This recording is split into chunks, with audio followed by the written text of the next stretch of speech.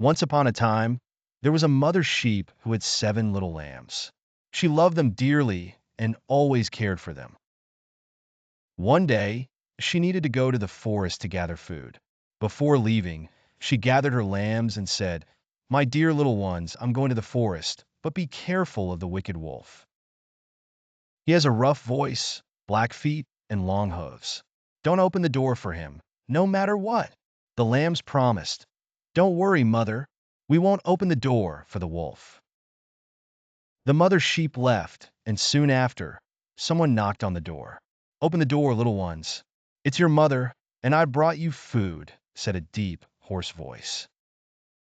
But the lambs knew it was the wolf. "We won't open the door," they cried.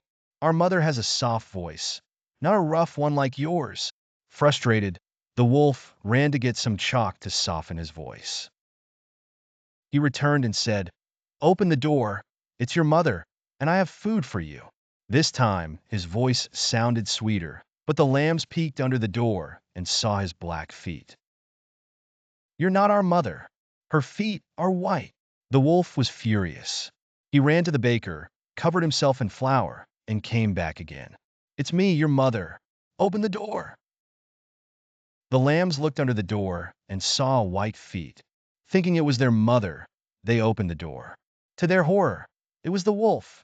They tried to hide, but the wolf found them all and gobbled them up. Except for the youngest lamb, who hid inside the wall clock. When the mother sheep returned, she couldn't find her children. The youngest lamb came out of the clock and told her what happened.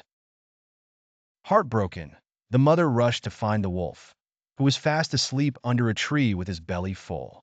She carefully cut open his stomach and rescued her 6 lambs.